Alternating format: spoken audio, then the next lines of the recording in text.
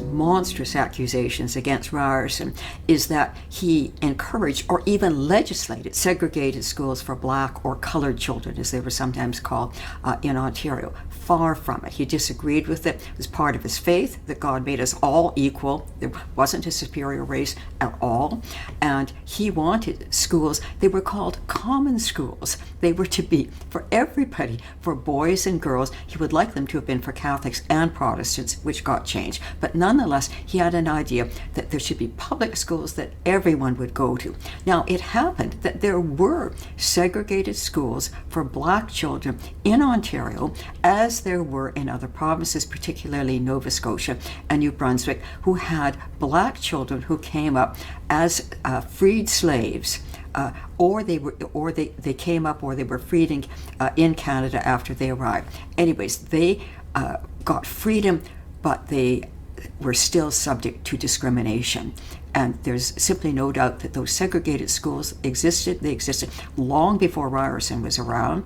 He was opposed to them, and he was not able to stop them. He wrote about it, and he said, the color of caste, the prejudices in the community are too great. He couldn't see them being turned around. And in fact, those segregated schools lasted in Ontario until 1965. I mean, this is appalling to think about, but it goes to show how deep those prejudices were, and to land them on Ryerson is crazy. I mean, he was opposed to it completely, but they started long before him, and they carried on long after his time.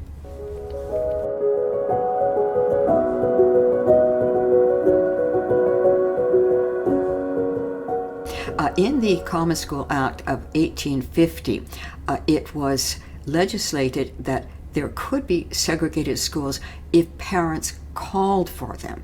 That is to say, they weren't generalized. So that limited the number of places where there were.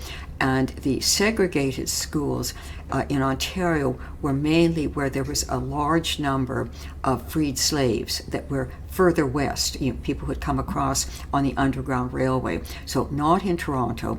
There was a way that parents could object, that is, black parents could object. They could go to court. He encouraged people to do that, and that sometimes worked, that they had to, the school trustees had to integrate. But many school trustees were in favor of segregated schools. The prejudice was very widespread, and indeed Ryerson's substitute when he was away was somebody who was very keen on segregated schools, because he said, well, if they're going to go to school at all, they should go to segregated schools. I mean, this is how far out people were on this subject, just absolutely wrong, and many of them were.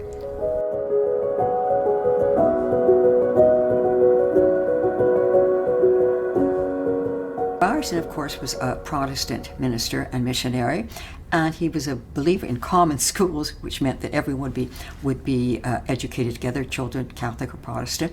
And however, he recognized that Catholic parents and the Catholic Church wanted Catholic children to get a Catholic education, and that was permitted by having an option for having Catholic teachers or Protestant teachers, as the case may be, as required.